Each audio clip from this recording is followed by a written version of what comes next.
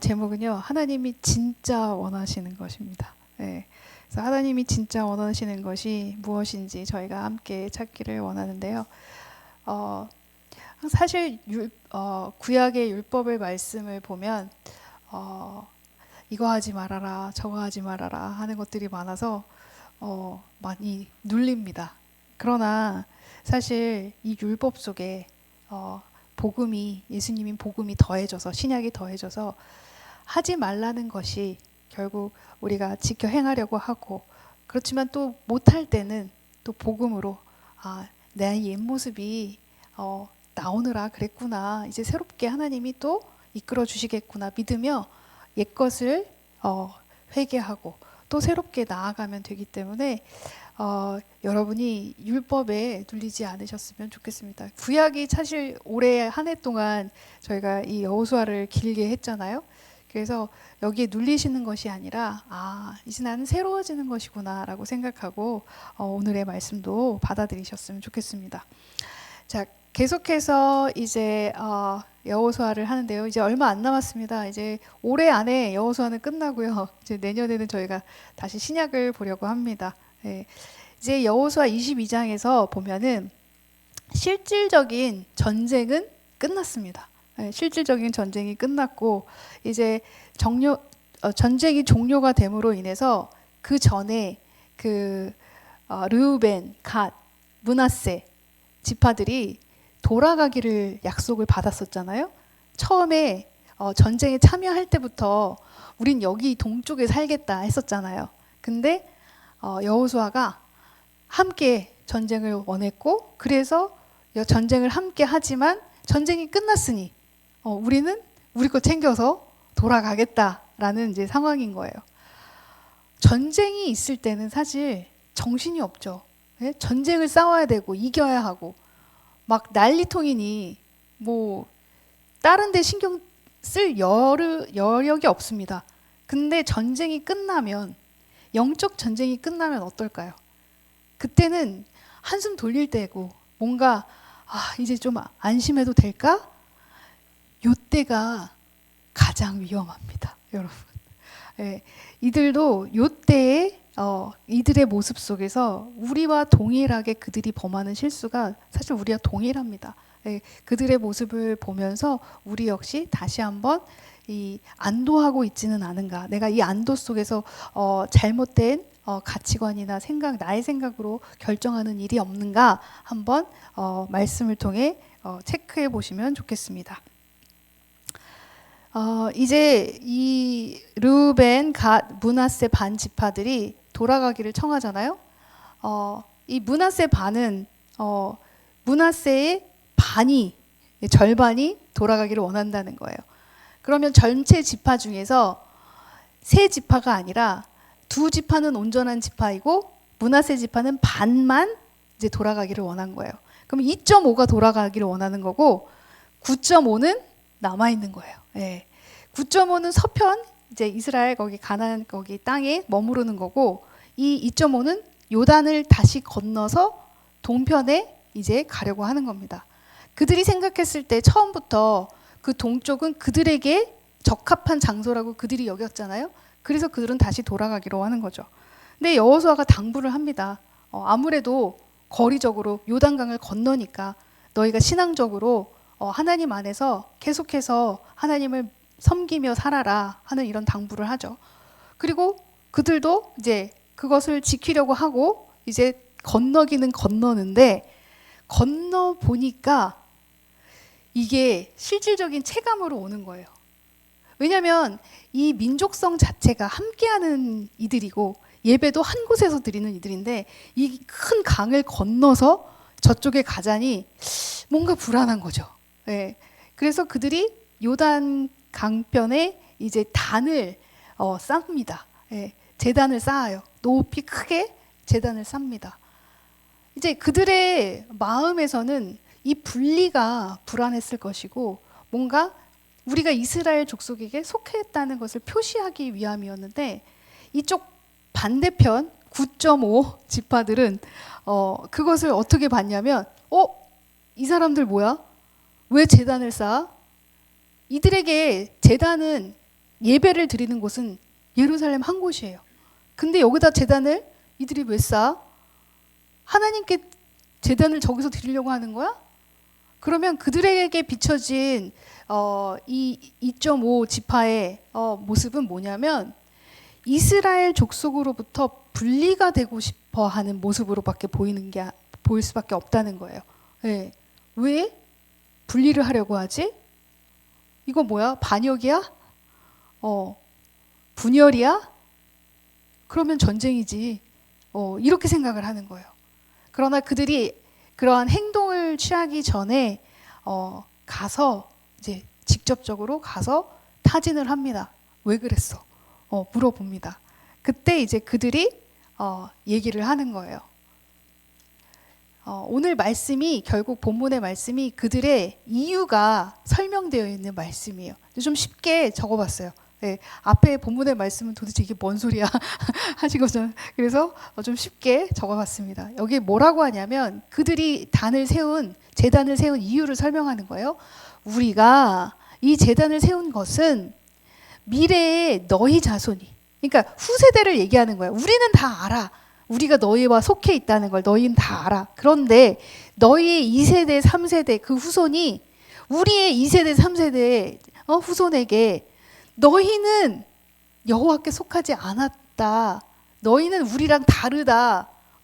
분리되었다. 이렇게 말할까봐 두려워서다. 이렇게 설명을 하는 거예요. 그래서 우리가 여호와 앞에 예배할 권리를 가진 동일한, 너희나 나나 동일한 백성, 이게 갈라져 있다 하더라도 우리는 동일한 백성이라는 것을 후손들이 알게 하자는 뜻에서 제단을 세운 것이지, 우리가 여기다 따로 분리되어서 하나님께 예배를 하는 처소로 세운 것이 아니다라고 이유를 거창하게 설명을 합니다. 네. 그러면 오해가 풀렸고 그들이 이스라엘의 그 동족 간의 전쟁은 사실 생기지 않았고 피할 수 있었습니다. 그런데 여기서 우리가 두 가지 문제점이 보이는 거예요. 예. 언뜻 보면 뭔가 다 맞는 말을 하고 있는 것 같아요. 예. 이쪽 9.5 지파나 이쪽 간 2.5 지파나 다들 타당한 이유를 얘기하고 있는 것 같아요. 우리가 함께 예배를 드려야지. 왜 너희들 거기다 하나님께 예배하는 제단을 쌓으려고 해? 아니, 우리는 너희와 속해 있다는 걸 표시하기 위해서야 라고 이제 둘 다 양쪽에서 그렇게 얘기를 하잖아요. 근데 여기에서 우리가 이들의 진짜 내면의 문제점을 한번 살펴보고 그 문제점이 결국 우리 역시 적용할 수 있는 문제점이라는 것을 여러분 찾기를 원합니다. 자, 두 가지 문제점. 너무 글씨가 되게 크게 폰트가 되어 있는데 문제가 큰가 봅니다. 예. 자, 첫 번째 9.5. 그러니까 동편에 있는 아니 서편에 있는 그 지파들. 예, 이 지파들이 어떻게 생각했냐? 이들은 결국 뭐냐면 형식에 치우쳐 있다는 거죠. 예배의 장소는 여기뿐이야. 예루살렘뿐이야. 예. 근데 여러분, 하나님이 저희 교회만 있나요? 아니, 이렇게 쉬운 질문. 저희 교회만 하나님이 계신가요? 그죠. 미국에 하나님 없어요? 미국에 있죠. 네. 아프리카에도 계시고, 네. 더 시골에도 계시고, 진짜 우리 발길이 닿지 않은 곳에도, 네. 하나님은 모든 곳에 존재하시는 분인데, 예배를 드리는 것이 우리 교회에서만 예배를 드리는 게 예배일까요? 예배는 제가 언제나 말씀드렸지, 우리의 삶 전체를 드리는 겁니다. 여기서 예배를 드리고 밖으로 나가는 순간 진짜 예배, 실전 예배가 시작이 되는 거거든요. 그러니까 매일매일 24시간이 예배이어야 합니다. 네. 근데 이들이 주장하는 건 뭐예요? 이곳에 장소를 국한시키죠. 여기만이 예배를 드릴 곳이다. 너희가 감히 분리를 해서 거기다 제단을 쌓아? 안 돼! 라고 하는 율법의 신앙을 이들이 드러내고 있죠. 예. 물론 그 당시에는 그들이 그렇게밖에 생각을 할 수가 없었어요. 그렇지만 우리는 구약과 신약을 모두 볼 수 있는 축복을 가진 사람들이고, 우리가 해석을 할 때 어떻게 해요? 예수님께서 알려주신 여기 있다 저기 있다가 아니라 하나님은 우리 안에 계시는 하나님이기 때문에 우리가 어디서나 예배를 드릴 수 있다는 거죠. 요한복음에도 알려주시잖아요. 사마리아 여인이 물어보잖아요. 우리 조상들은 그리심산에서 예배를 드렸는데 당신들은 예루살렘에서 예배를 드려야 한다. 그때 예수님이 21절에 뭐라고 하세요? 예수께서 가라사대 여자여 내 말을 믿으라. 이 산에서도 말고 예루살렘에서도 말고 너희가 아버지께 예배할 때가 이르리라. 장소에 국한시키지 말라는 거잖아요. 장소가 중요한 게 아니라잖아요. 아버지께 참으로 예배하는 23절 아버지께 참으로 예배하는 자들은 신령과 진정으로 예배할 때가 오나니 곧 이때라. 아버지께서는 이렇게 자기에게 예배하는 자들을 찾으시느니라. 하나님은 영이시니 예배하는 자가 신령과 진정으로 예배할지니라. 왜냐하면 당시 유대인들은 예루살렘 성전에서 예배를 드렸고 이 사마리아인들은 그리심산에서 예배를 드리니 그것은 진짜 예배가 아니라고 이들이 생각하고 있었으니까 그녀는 혼란스러웠던 거예요. 도대체 예배를 어디서 드려야 할까요? 이 문제에 예수님이 정확하게 알려주셨죠. 동일해요. 결국 그들이 생각하는 예루살렘 성전에서만 예배를 드린다고 생각하는 그 율법이 그들을 동편으로 간 그 2.5 지파들에게 나무라고 지적하며 너희들이 감히 우리와 분리하려고 해? 하나님께 거기다가 제단을 쌓으려고 해? 어떻게 그럴 수가 있어? 라는 오해를 했다는 거죠. 그러면 우리가 이거를 어떻게 적용할 수 있을까? 사실 실질적으로 적용하는 게 중요하잖아요. 우리 삶에 어떻게 적용할 수 있을까? 직접적으로 적용을 한다면 예배를 어떠한 형식에 우리가 묶을 필요가 없다는 거예요. 예배가 언제나가 삶의 전체가 예배가 되어야 되는데 일요일 날 가평 성산교회에 와서 요 시간에 이렇게 앉아서 드리는 예배, 그리고 목사님은 강대승 이렇게 서야 되고 찬양은 이렇게 해야 되고 사도신경이 있어야 되고 주기도문이 있어야 되고 축도가 있어야 되고 찬양은 몇 분 해야 되고, 예를 들어서 찬양을 제가 20분 하면 왜 20분이나 하세요? 라고 한다면 이런 게 사실 중요하지가 않다는 거예요.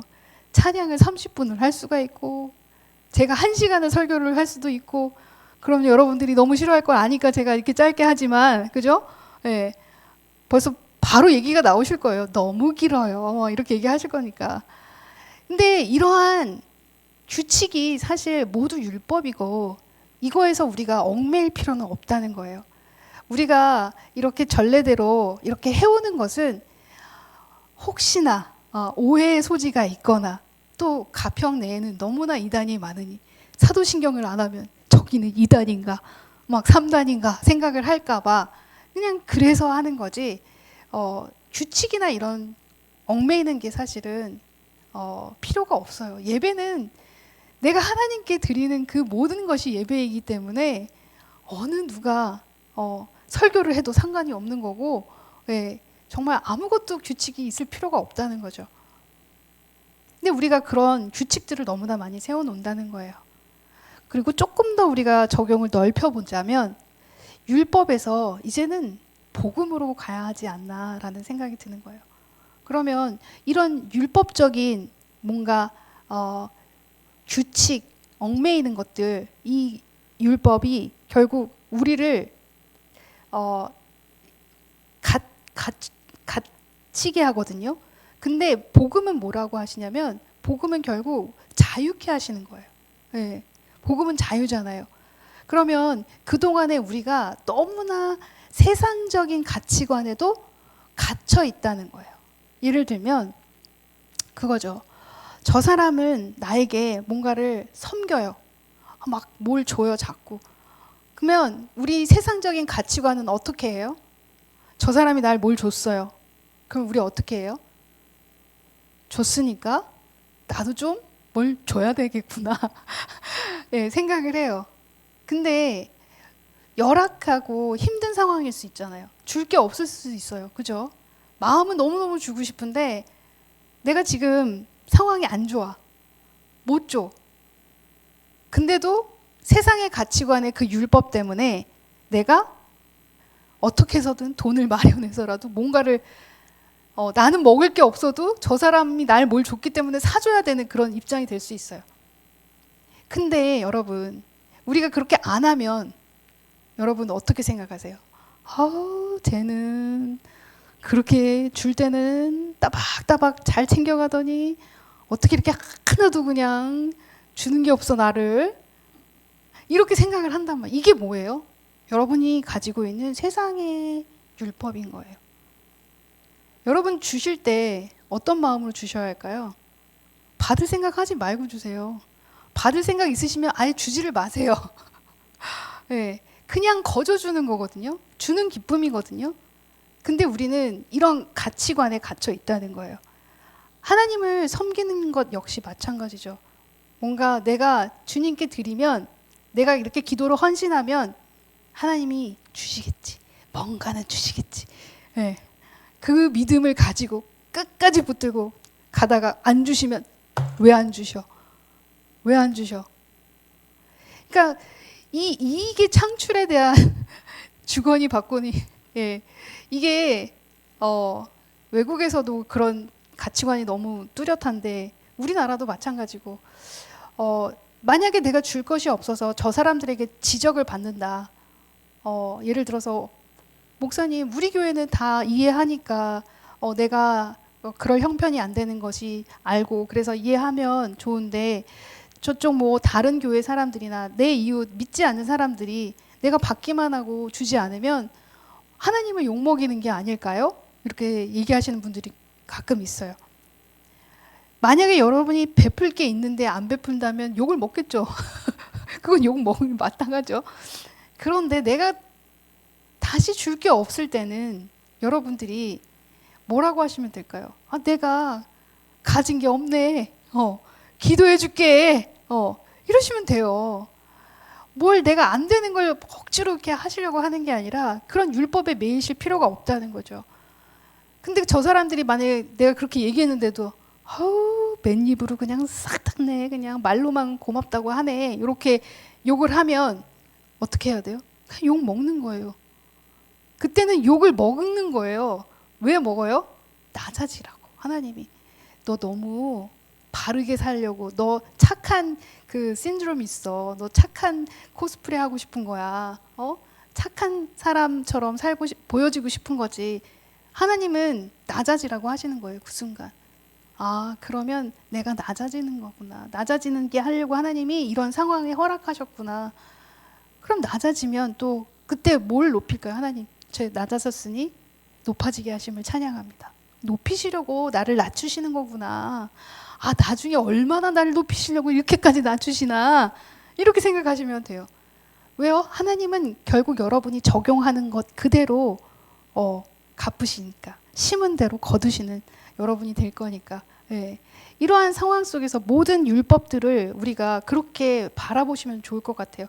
단지 예배만이 아니라 모든 가치관에서 내가 누구를 섬겨도 이것이 내 의로 하는 것인가, 내가 좀 괜찮아 보이는 사람이기 위해서 내가 이 사람을 베푸는 것인가, 아니면 진짜 하나님이 나에게 그러한 마음을 주셔서 이 사람을 섬기는 것인가.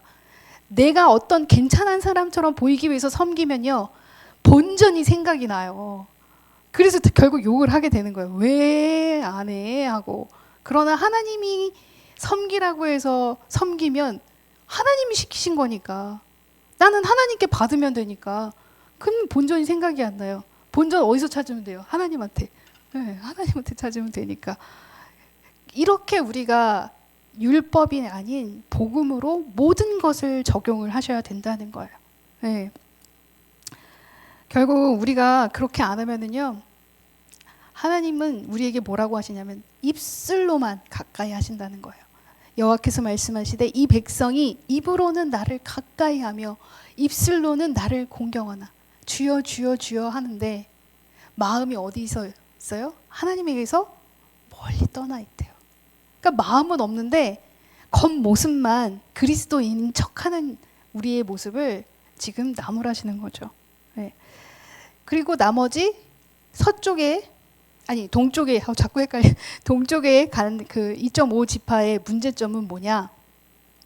이들은 굉장히 이들의 그 이유가 타당해 보이고 굉장히 신앙 안에서 이들과 떨어질까 걱정하는 믿음이 출중하구나 이렇게 보일 수가 있어요. 왜냐하면 뭐라고 하냐면 우리가 만일 여호와를 배반하거나 여호와를 따르지 않으려 하여 제단을 쌓은 것이라면 여호와께서 오늘 우리를 벌하셔도 좋습니다. 이렇게 막 선언하는 거예요. 자기들의 마음이 진짜 하나님을 배반하려고 하는 게 아니다. 하나님을 안 따르려고 하는 행위가 절대적으로 아니다라는 거를 지금 선언하고 있는 거잖아요. 근데 이게 틀린 말은 아니에요. 맞아요. 네. 이들은 하나님께 속하고 싶어요. 근데 그 안으로 내면으로 깊숙이 들어가 보면 결국은 뭐냐? 이익이 되느냐 안 되느냐에 이 사람들은 굉장히 가치관이 거기에 머물러 있어요. 처음에 그 동편에 머물겠다고 했던 이유도 거기가 그들이 살기에 적합한 지형이라고 생각하기, 목축하기에 좋은 곳이라고 생각했기 때문이라는 거 여러분 기억하시죠? 저희 여호수아 앞부분 보셨을 때 그런 것처럼 항상 이익이 창출되느냐 안 되느냐 그거에 굉장히 일관된 그 관점을 가지고 있었어요. 그러면 이들이 여기서 제단을 쌓고 이 후세가 우리가 너희에게 속한 것을 잊어버릴까 봐 그런다 하는 이유는 뭘까? 결국 본문에서 뭐라고 하면 우리가 분깃을 받지 못할까? 이거예요. 그러니까 이 기업이 우리가 유업 상속자로서 이스라엘에게 속한 사람이 아닌 거라고 생각하면 잊어버리면 어떡할까? 이게 두려운 거예요. 네. 결국 동일해요. 이익이 되느냐 안 되느냐. 이들이 걱정하는 건 그거였다는 거예요. 두려움이 있었다는 거예요. 우리가 이들로부터 분리되어서 이들이 우리를 모르는 척하면 어떡할까? 우리는 이들에게 속하고 싶은데 그 두려움과 이익이 없어지면 어떡하지? 우리 자손들이 하나님의 유업을 못 받으면 어떡하지? 이 두려움이 있다는 거예요.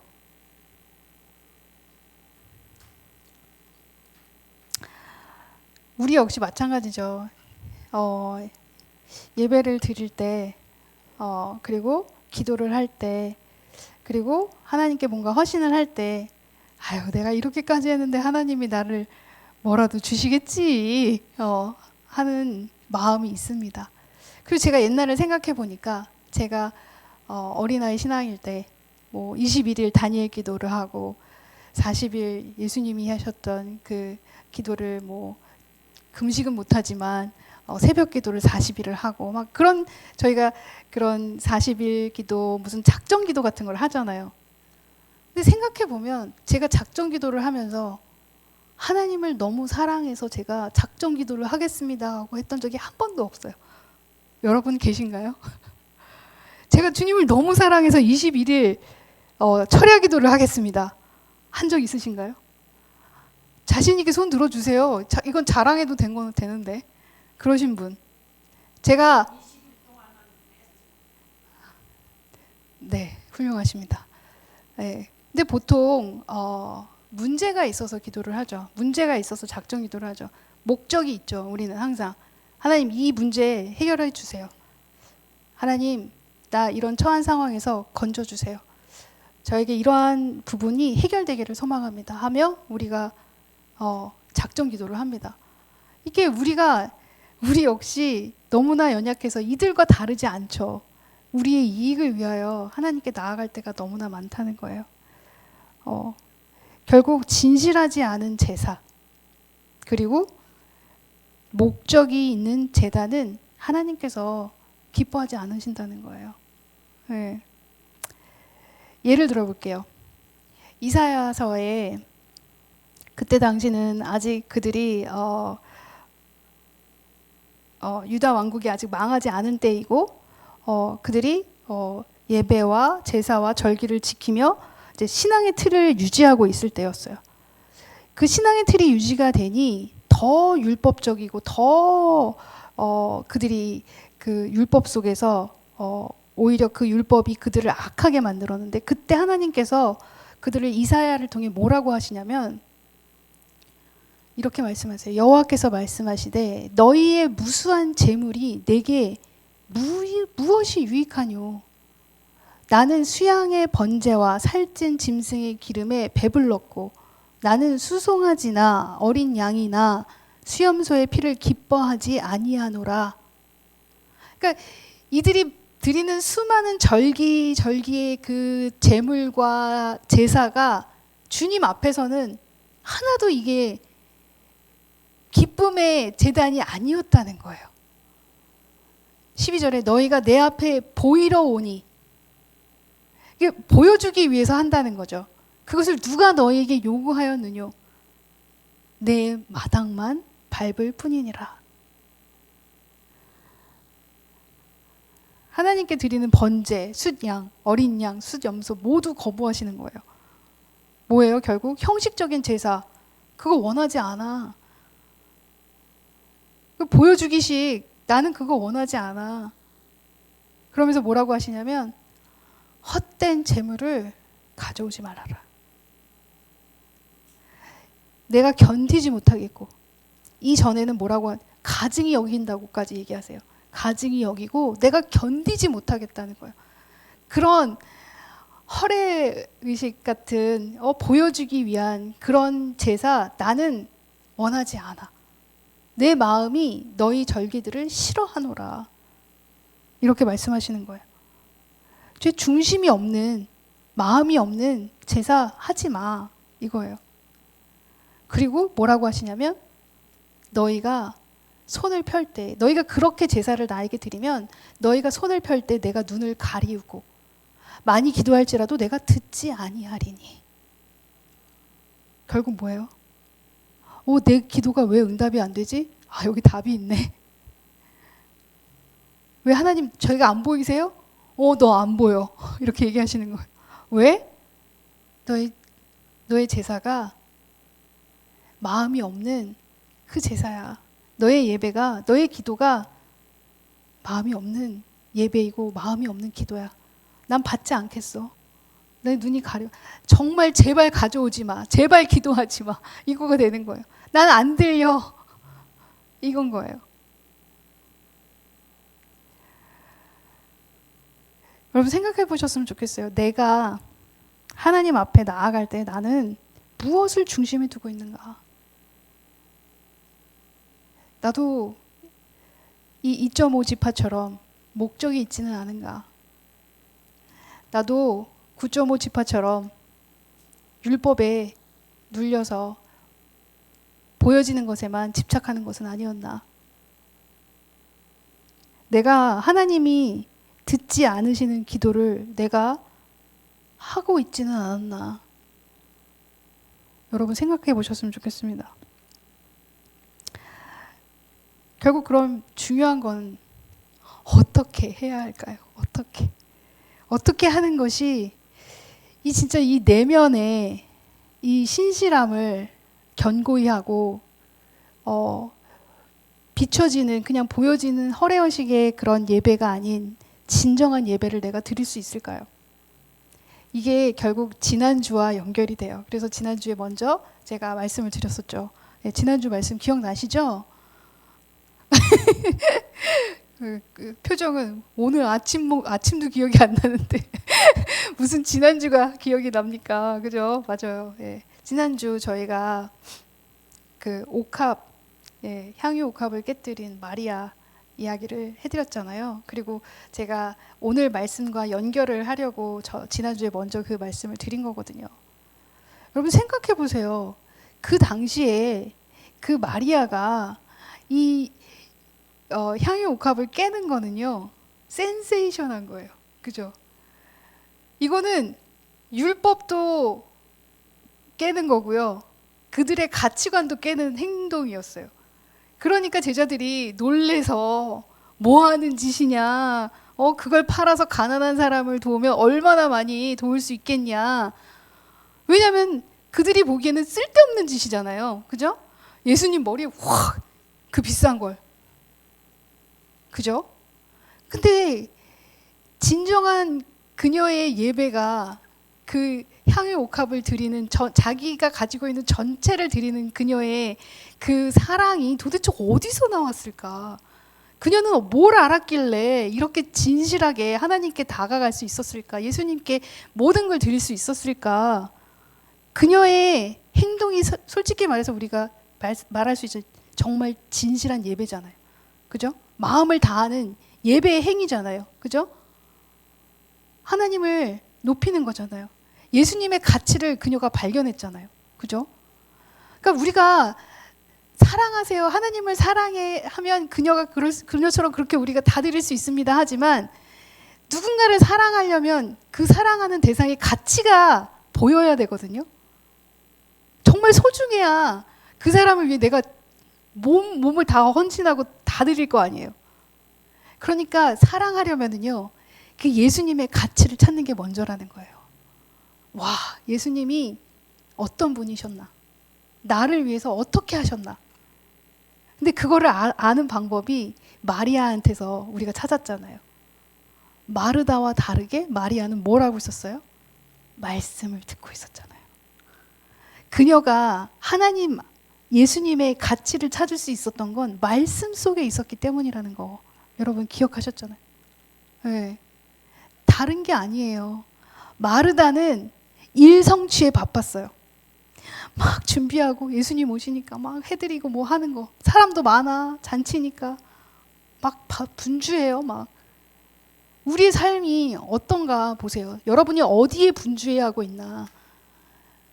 내가 말씀에 분주한가? 아니면 내가 다른 것에 쓸데없는 것에 지금 시간을 다 투자하고 있지는 않은가? 말씀 속에 거할 때요, 하나님의 가치를 발견하게 되는 거예요. 그러면 가치를 발견하면 내 재산을 다 팔아서 그 밭을 사는 것처럼 이 예수님을 위하여 내 삶을 나도 모르게 다 드리게 되는 거예요. 이 정도 할 만한 가치가 있으신 분이지 라는 생각이 드는 거예요. 여러분, 우리는 사랑이 되게 보잘것없어요. 우리의 사랑은. 네. 그래서 우리가 예수님을 사랑하려면 예수님이 어떤 분이신지를 제대로 알면 제대로 사랑하게 되는 거예요. 그러려면 여러분, 말씀 속에 거하는 여러분이 되기를 원합니다. 여기를 밖을 나가는 순간부터가 진짜 예배예요. 진짜 실질적인 예배. 예, 치열한 전쟁 같은 예배. 내가 거기서 하나님을 높이고 예수님을 사랑하는 사람으로서 내 전체를 들여서 십자가를 지는 그런 삶을 살려면 그 가치가 얼마나 대단한지 여러분이 말씀 속에서 찾으시기 바랍니다. 왜냐하면 이게 자꾸 흔들리거든요. 세상을 보면 세상이 너무 좋아지는 거예요. 저도 그래요. 예쁜 것만 보면 우와.